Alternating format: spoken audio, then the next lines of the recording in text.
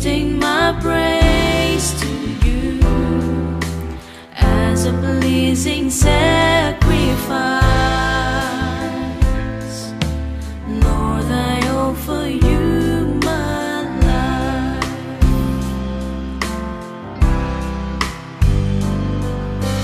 All that I am, all that I have, I lay them down before you, oh Lord.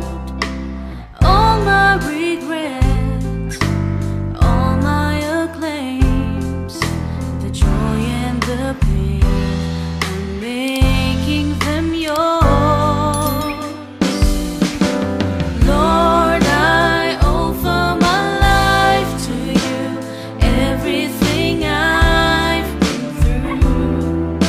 Use it for your glory. Lord, I offer my days to you, lifting my praise to you as a pleasing sacrifice. Lord, I offer you my life.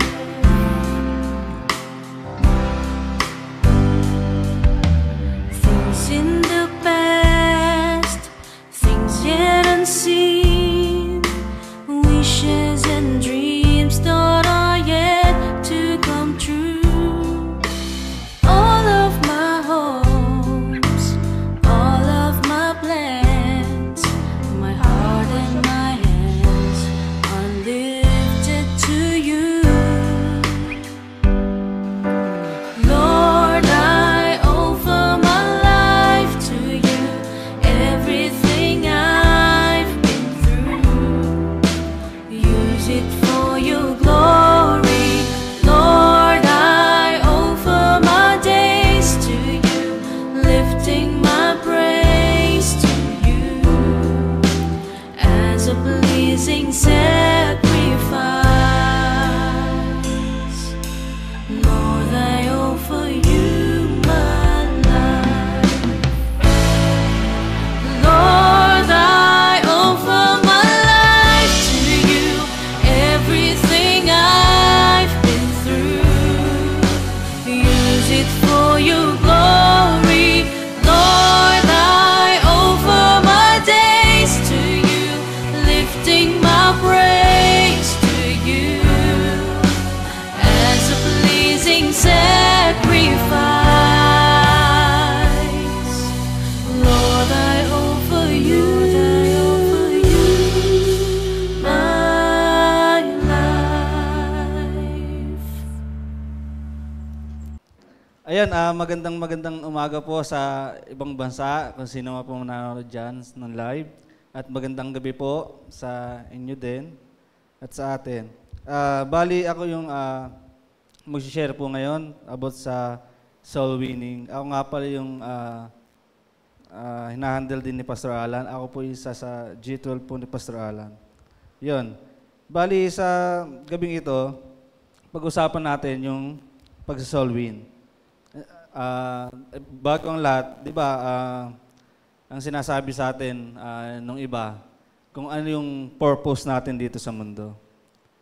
Bali, ito yung masasabi ko sa inyo. Ito yung purpose natin dito sa mundo pagka nakakilala tayo sa Panginoon.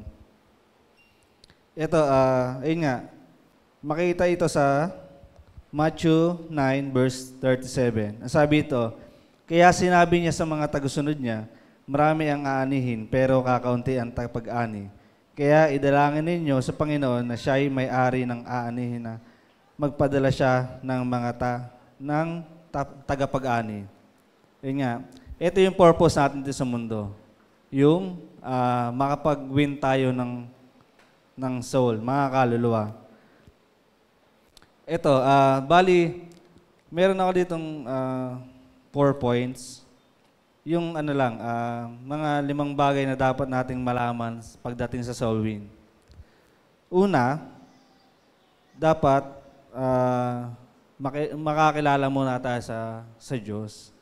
At yung pangalawa is, kung paano tayo nakakilala sa Diyos, ganon din tayo mag-share ng Word of God sa mga tao. Ang sabi nga dito, dapat natin tandaan kung paano tayo tignan ng Diyos. Ganon din dapat ang tingin natin sa mga taong gusto natin silang mailigtas, naliligaw din sila dati. Parang makita ito sa 1 Peter 2 verse 25. Sabi nga dito, sapagkat kayo ay tulad ng mga tupang naliligaw, ngunit kayo'y nanumbalik na upang sumunod sa pastol at tagapangalaga ng iyong mga kaluluwa.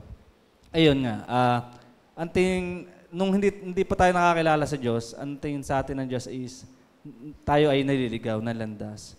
Kasi nga, nandito tayo sa mundong ibabaw. Siyempre, maraming mga kumbaga maraming mga kasalanan dito sa mundo na pwede natin gawin. Yung tulad nga ng ginawa ng Diyos, dapat ang tingin din natin sa mga tao is parang ganon. Kung paano tayo kinuha ng Diyos na naliligaw, ganon din dapat tayo sa mga taong nakapaligid sa atin. Ito yung yung pinaka parang buod nung soul winning. Ito nga yung preach the gospel. Sabi nga dito, ihanda natin ang ating mga sarili, lalong-lalo na sa spiritual. Dahil tayo ay mag-aakay sa kanila sa paanan ng Diyos.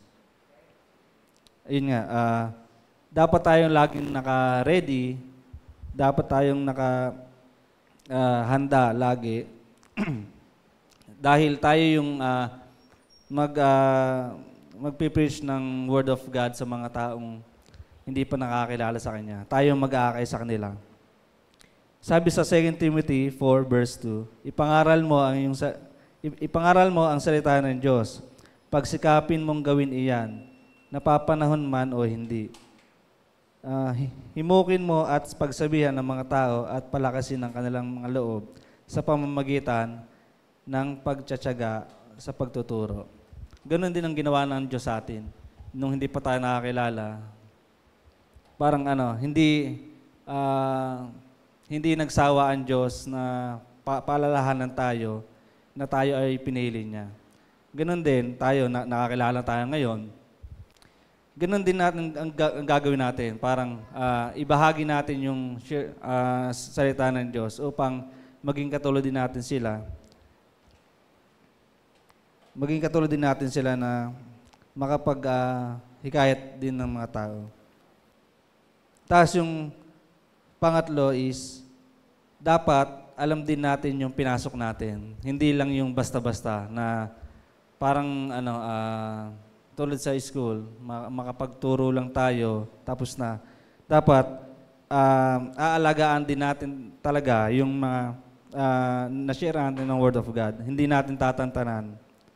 Parang 24 oras. Hindi natin tatantanan sila. Ito yung sabi nga, dapat talaga natin alamin yung pinasok natin. Hindi biro-biro ang pagiging isang leader o isang pastol. Ito yung kumbaga sabi nga nila, pinakamahirap na katungkulan dito sa mundo. Lalo-lalo na nandito tayo sa mundong makasalanan. Yun. Tsaka tandaan natin, ang pinag-uusapan natin dito, kaluluwa, hindi basta-basta lang. At tsaka may malaking pananagutan tayo sa Diyos kung hindi natin ito gagampanan ng maayos. Tapos, sa Romans 14, verse 12 to 13, sabi ito, kaya lahat tayo mananagot sa Diyos sa lahat ng ating mga ginagawa. Kaya nga huwag na tayong maghatulan. Sa halip, iwasan natin gumawa ng mga bagay na magiging dahilan ng pagkakasala ng kapatid natin. Ayun, bali, parang iwasan din natin yung ating mga pananalita. Huwag tayong manghusga ng tao dahil nagdaan din tayo sa ganung sitwasyon.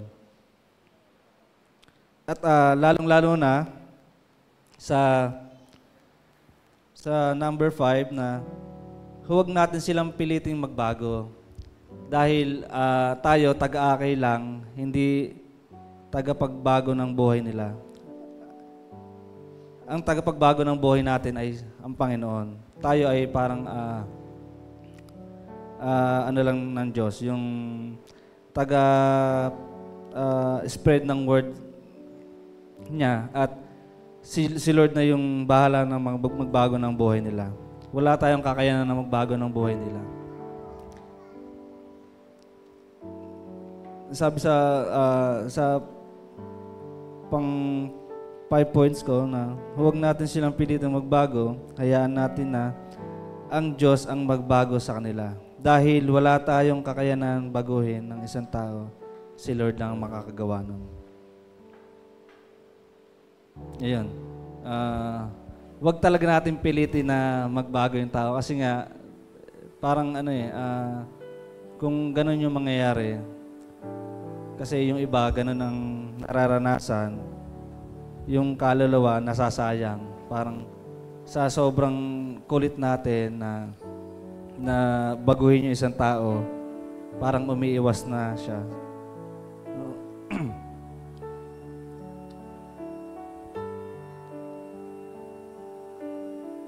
Ayun. Meron din ako dito na 8 points word para isipin natin o tandaan sa pagwiwin ng soul. Una, believe in yourself. Magtiwala ka sa sarili mo na makakaya mo to, na hindi tayo pababayaan ng Diyos. Sa pangalawa naman, stay strong. Kasi nga, sabi ko nga sa inyo, hindi biro-biro ang maging pastol o maging leader. Kaya, i-ready natin yung ating sarili na maging handa sa lahat ng anumang magiging mangyayari sa atin. O kasi nga, kapag ginagawa nito, kumikilos din ng kaaway. Kaya, magpalakas tayo. At number 3, huwag tayong susuko sa lahat ng gagawin natin. Huwag tayong susuko sa lahat ng gagawin natin. Dahil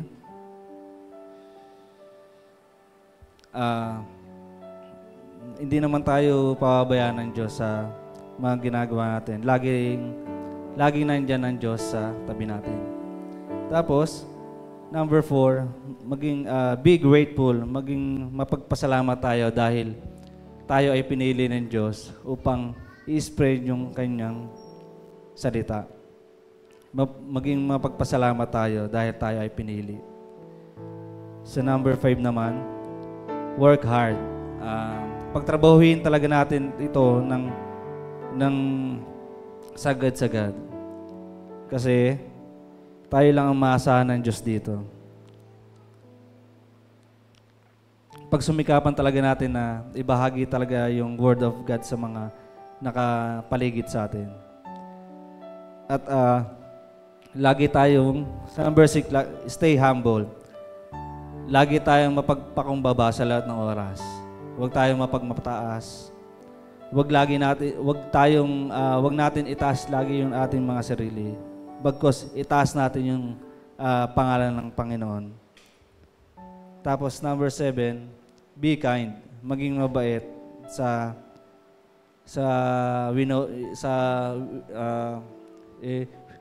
mga tao na binabahagihan na natin ang salita ng Diyos. At pang-8, dapat lagi tayong naka-smile. Keep smiling. Kasi kung lagi tayo nakasimangot, parang dun makita yung imahe natin na dapat lagi tayong naka-smile sa mga kinakausap natin, sa mga wini-winsol natin.